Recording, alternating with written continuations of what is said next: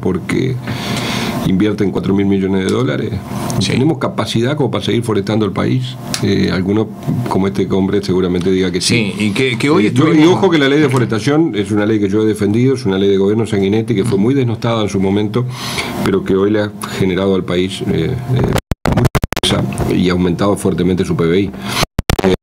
Por lo tanto, yo creo que las cosas... Ahora, este aumento del PBI, Berry, que es a lo que apuesta este no es por la única razón. Es ficticio, ¿no? Es ficticio.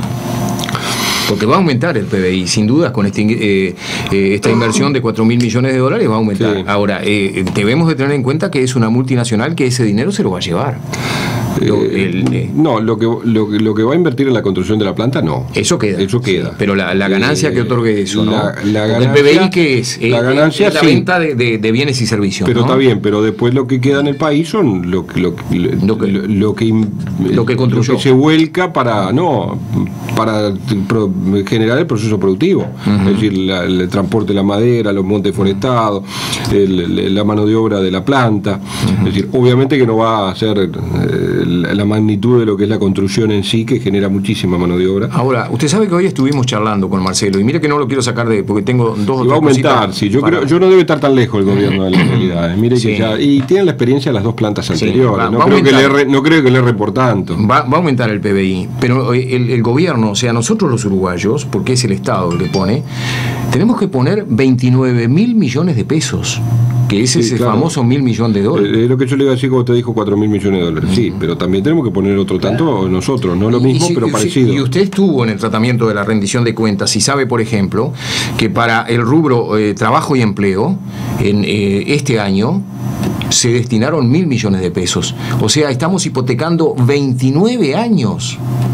Si hacemos esa cuenta lineal, y usted discúlpeme que la haga lineal. No debe ser tan hipoteca, pero sí. Yo creo que, a ver, yo por lo menos pienso así. Yo creo que todo lo que significa atraer inversiones y que generen desarrollo en el país es la única forma que tenemos de crecer. Digo, no podemos pretender que seamos un país de empleos públicos, porque no le podemos pagar el sueldo. Ya es demasiado. Por lo tanto, bienvenida. Y ahora hago después el paréntesis de por qué la duda. Bienvenida a esta inversión de 4.000 millones de dólares por parte de UPM y lo que tengamos que poner nosotros para atraer esta inversión. Porque también lo que gastemos en obra pública va a repercutir en la población. Porque allí va a haber mano de obra local trabajando en la construcción de las vías férreas, o de las carreteras, o de los accesos al puerto, de lo que fuere. Es en definitiva obra pública y genera también, moviliza la economía. Por lo tanto, yo creo que todo eso es bueno. Vuelca un montón de recursos sobre la población. La única duda que yo tengo en este tema es si nos caben más pasteras. Sí, porque, a ver, la pastera, podemos instalar 50. El problema es que para alimentar las pasteras tenemos que plantar miles de hectáreas para poder generar bosques, montes, que después alimenten esa boca de producción de pasta de celulosa. Esa es la única duda que uno tiene. Es decir, ¿hasta cuándo vamos a seguir poniendo pasteras? Este oyente, y yo creo que información debe tener y de buena fuente, anuncia la posibilidad de una pastera en esta región, en esta zona. ¿Otra más? Sí, en la zona de Paysandú, ya lo dijo. Y aparentemente maneja buena información, ¿no? Porque él entiende de que va a venir mucha producción forestal desde Entre Ríos, desde la República Argentina, ¿no? Más complicaciones, ¿no? Por eso le porque digo. Usted imagínese que nos complicaron por poner una pastera en nuestro propio territorio, una no, las dos, ahora con 3, y que encima vayan a permitir salir camiones con madera para procesar en una pastera uruguaya. Difícil, ¿no? Sí, lo decía recién este oyente, aparentemente maneja buena información. Le quería preguntar, y dejando de lado, no sé si podemos dejar de lado este tema, usted presentó un escrito en la Cámara de Representantes, más que nada dirigido al Ministerio de Vivienda, Ordenamiento Territorial y Medio Ambiente y a OCE, para que tomen medidas para solucionar un tema en la localidad de Gallinal. Son de los escritos que reclamamos siempre. Porque digo, a ver, acá los diputados tenemos una función muchas veces de gestor de la gente, ¿no? Más allá de la legislativa y de contralor que tenemos por Constitución. Y es generar soluciones a los problemas de la gente. Y este tipo de escritos se presentan, no digo habitualmente, pero un par de ellos por semana. son de temas menores para lo que puede ser un ministerio o un organismo público, pero son importantes para la gente, ¿no? En Gallinal nos decían que el saneamiento está obstruido, que las cámaras están rotas, y esas mismas cámaras, tapas de cámara, terminan obstruyendo la red, que la pileta de decantación no tiene mantenimiento, que el tejido está caído y que por lo tanto entran animales y que pueden ser riesgosos para las personas, y lo mismo ocurre en Cerro Chato. Y bueno, entonces hicimos un pedido a OCE, más allá de la llamada telefónica, ¿no? Claro. Que siempre hacemos, y mucho más cuando en el directorio hay un representante de nuestro partido. En el directorio de OCE tenemos un representante colorado con el cual estamos permanentemente en contacto, así que digo, es parte de nuestra tarea. Ojalá resuelvan el tema de Gallinal, y Cerro Chato, es el objetivo, nada más. Otro tema que usted también presentó y que reclamó en la Cámara de Diputados es esta exigencia que está haciendo la URSEC a las radioemisoras, ¿no? Y ahora hay un tema mucho más polémico. Sí, ayer lo di a conocer, que usted también lo presentó, ¿no? Votamos en la Comisión de Industria. Lo que pasa es que la URSEC está aplicando la ley de medios transitoriamente hasta que esté el Consejo, es el Chasca, el famoso Chasca. Sí. Y toman medidas que uno realmente le cuesta entender. Esta que yo planteé es una exigencia, por llamarlo así, que hace sobre los medios, sobre las radios, para que tienen la obligación, de acuerdo a la ley, una barbaridad de mi punto de vista, pero vigente porque se votó, de que el 30% de la música que emitan debe ser de carácter nacional, es decir, de artistas nacionales. Uno puede entender el deseo de dar a conocer a la producción nacional, pero no tiene mejor idea la URSEC que para exigir el cumplimiento de esta norma, de este artículo de la ley, le pide a los medios de comunicación, a la radio en este caso, que mediante declaración jurada toda la semana le digan si cumplieron con el 30%, poniendo el artista, el intérprete, quién a ver, una serie de datos. Es una barbaridad eso. Es una barbaridad. Pero aparte, bajo régimen de declaración jurada, no solamente le invierte la carga, porque quien tiene que controlar es él, y le hace controlar al medio, sino que encima le pone una obligación bajo declaración jurada que tiene consecuencias penales, porque si usted miente en una declaración jurada, hay un artículo del Código Penal que lo tipifica como delito. Por lo tanto, es realmente inentendible, es un exceso absoluto de parte de la URSEC. Y además ahora es imposible, mire que esto es imposible de cumplir. No, totalmente. No, es imposible de cumplir porque aparte tampoco existe, pero aparte tampoco existe la información. Usted pasa un tema viejo, por ejemplo, no tiene la información de la orquesta es uruguaya, no es uruguaya. Es decir, usted puede saber que el cantante es uruguayo porque nos conocemos todos, porque somos chiquitos. En un país grande esto no podría ser viable jamás. Es imposible. Pero si la orquesta está integrada por mayoría de músicos uruguayos, ¿quiénes la integran? Digo, una locura absoluta. Es una barbaridad. Más allá de que también nosotros discrepamos en su momento de que no se le puede marcar la programación a la radio. Usted puede regular la publicidad, puede exigir que haya publicidad gratuita para determinados sectores de la sociedad. ¿Por qué? Porque la onda es desde el Estado. Ahora, usted no se puede meter en mi plan de negocio. Si yo quiero tener una radio que pase solamente música en inglés, yo no la voy a escuchar, pero debe haber miles de personas que sí la van a escuchar. Y si yo le pongo una exigencia de que el 30% de la música tiene que ser nacional, le estoy jodiendo el negocio. Sí, que además de si usted se fija, no hay tanta tanta variedad linda, como para decir, podemos tener una programación atractiva. Pero bueno, además tiene otras locuras, mire, esta disposición de la URSEC. Una de ellas se refiere a la programación nacional que deben de tener los sistemas de televisión por cable. Es imposible de cumplir, usted sabe. Para los sistemas de televisión por cable chicos, para mí tienden todos a desaparecer. Canal 4 no tiene razón de ser. Claro. Porque ¿para qué voy a hacer publicidad en Canal 4? Si Canal 3 salgo en todos los medios. Claro. Salgo por aire, salgo en el otro cable y salgo en este cable. Termino el tema. Tiene demasiado. Lo digo con números porque es así, no hay otra forma de explicarlo. Es real, sí. Entonces, capaz que eso en Montevideo no afecta porque son 3 canales públicos, privados, un canal oficial por aire. Bueno. Que cada uno de ellos tiene su sistema de cable y que además son socios entre sí en una empresa que se llama Equital. Entonces aparte, se puede hacer. Aparte, al ser 3 no complica, pero cuando hay uno y uno es imposible. Y eso ocurre en casi todas las localidades del interior, casi todas las capitales. Claro. Y ahora, esto último que ha generado tanta polémica y que la verdad que yo no pensé que iba a ser tanto, es una modificación al artículo 39, que es el que habilita las transmisiones de la selección uruguaya de fútbol y de básquetbol Allí hay también un exceso de parte de la URSEC. Esta ley es del Mujica, del gobierno Mujica. En el artículo 39 establecía lo que nosotros creímos y votamos, en ese artículo lo votamos, era, bueno, los partidos de la selección no le pertenecen a ninguna empresa, le pertenecen al uruguayo y tienen la obligación de transmitirlo por una señal abierta mínimo. Bueno, lo que parecía simple no fue tan simple, la URSEC interpretó lo que quiso de ese artículo y entonces la empresa que tiene los derechos se dio el lujo de solamente, por ejemplo, la eliminatoria, ceder los últimos 2 partidos. ¿Por qué? Porque es instancias clasificatorias. Entonces consideran que en los 2 partidos finales, si Uruguay ganaba, se clasificaba en el Venezuela.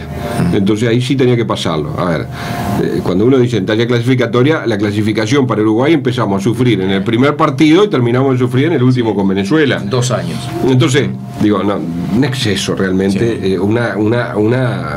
Un criterio muy restrictivo que llevó a que no se cumpliera con la ley. Ahora, usted sabe que esto ha generado una polémica bárbara, ¿no? Sí, esto que usted propone ahora de que por lo menos tengamos el Mundial, yo le voy a decir que es difícil. Ayer estuve analizando este tema acá. Sí, es difícil, sí. ¿Sabe por qué es difícil? Porque hay demasiados intereses creados y los intereses creados ahora vienen de parte de los 3 canales privados.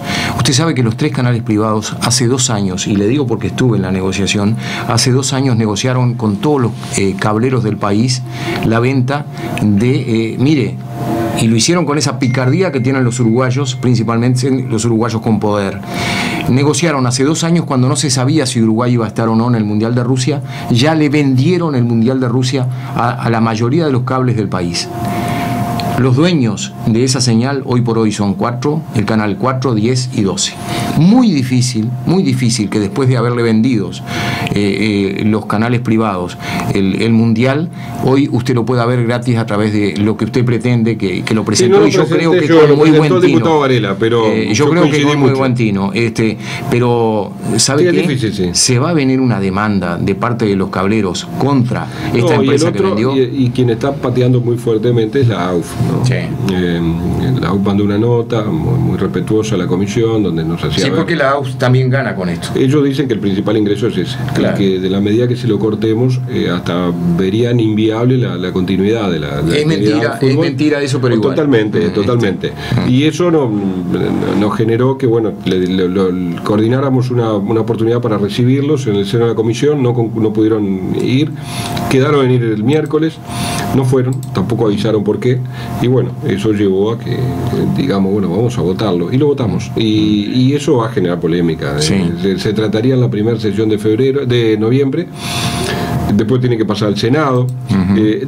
Hago una aclaración, esto no es una modificación que yo propuse, la propuso el diputado Varela, Carlos Varela, de Asamblea Uruguay, Frente Amplio, porque integra la Comisión de Industria junto conmigo. En realidad me ganó de mano, porque los dos recibimos a las mismas operadores de cable y de canales de aire del país que están muy preocupados, porque realmente, digo, ni aún pagando se los venden a los derechos. No, es imposible. Entonces, digo, pelean contra un corporativismo muy fuerte. No, además los costos, y el desprecio hacia los medios del interior. Sí, ahora, por ejemplo, en estos últimos partidos, ellos cumplieron con la ley dándole a los 3 canales de aire de Montevideo. Sí. Me conta, porque nos llamaron, que hubo canales de aire del interior que ofrecieron pagar, no gratis, pagar. Le dijeron que no. Sí. No le interesaba. Sí. A ver, hay un avasallamiento. Me parece demasiado, sí. ¿No? Y eso genera mucha indignación también, porque genera reacciones como por ejemplo, bueno, vamos a votar la ley, ya está. Y bueno, está. Lo que se modifica es la redacción del artículo 39, cuestión de que la URSEC no pueda decir ahora otra cosa de la que se quiere decir el legislador. Ese fue el espíritu del legislador. Si después hay que modificarla, bueno, se discutirá. Admito que en estos tiempos modernos todo gira en torno a derechos, y yo compro los derechos y bueno, está. Sí. La pregunta que yo me hago en este caso es decir, bueno, si nadie paga los derechos, no vemos nada. Sí, yo no sé qué ocurriría, ¿no? El tema es que nadie es la única duda que me genera. Nadie se anima a no pagar, y después viene la exigencia de que, bueno, te corto la señal y usted sabe capaz que termina que cuando juegue la selección los derechos sean de TNU. Sí. Que los tenga que pagar el Estado. Sí. Bueno, Habría que hacer. Yo no sé, en Argentina se hizo así. Sí, se hizo así. Y no sé si funciona o no funciona, porque no sigo el fútbol argentino, pero recuerdo que en el gobierno de Cristina Kirchner ocurrió eso. Hoy por hoy no se hace, o sea, el torneo nacional argentino de fútbol no se hace, pero sí cuando juega la selección argentina es pasado los partidos por el canal oficial, o sea, Canal 7. Me queda poco tiempo porque sé que tiene otro compromiso, pero tengo dos preguntas. ¿Cómo no? Una de ellas, se reunió la comisión parlamentaria que está tratando el tema de la regasificadora y apareció por allí otra vez el tema del pago a los pescadores. Qué montón de guita se llevan los pescadores, ¿no? Sí, pero eso es quedaron ricos siendo con ese negocio. Sin regasificador. Sí, sin regasificador y siguen cobrando, ¿no? Siguen cobrando, sí. Qué barbaridad, tengo eso. Quedaron en enviar la información ayer, la directiva de Gas Sayago, los miembros integrantes del directorio de Gas Sayago, entre los cuales está la presidenta de ANCAP, Marta Jara, quedaron en enviar esa información de cuánto se lleva pagado a los pescadores y cuánto faltaría pagar, en la información que le pidió el diputado Abdala. Tampoco surgió mucha información en la reunión de ayer. Ellos defendieron su negocio, explicaron algunas dudas que teníamos con relativa a cosas puntuales del proceso de la regasificadora, de la construcción de la regasificadora, y no mucha cosa más. Una sesión relativamente corta para la importancia de quienes estaban allí, que era el directorio de Gas Sayago, que en definitiva figura primordial en esto de la regasificadora. Ahora un directorio de adorno, ¿no? Porque... Ellos allí, la ingeniera Jara, que es una persona muy inteligente obviamente, ensayó una suerte de defensa cuando el diputado Rubio le preguntó cómo justificaba el fallo. Y bueno, ella le pidió que le explicara qué significaba fallo y le dijo, bueno, el fracaso. Bueno, si usted considera que es un fracaso, yo no considero que sea un fracaso. ¿Ah, no? No, ella ¿Por qué no lo considera? Bueno, porque dice que cuando hay un portafolio energético, hay muchas opciones. Y hoy Uruguay es de los pocos países que no tiene problema de apagones, no tiene problemas de restricción, es más, muchas veces nos sobra energía y podemos crecer y seguimos teniendo energía. Que algunas de esas opciones del portafolio puedan fallar está dentro de lo que son las previsiones en materia energética. Dice, si no, miren lo que le está costando a otros países.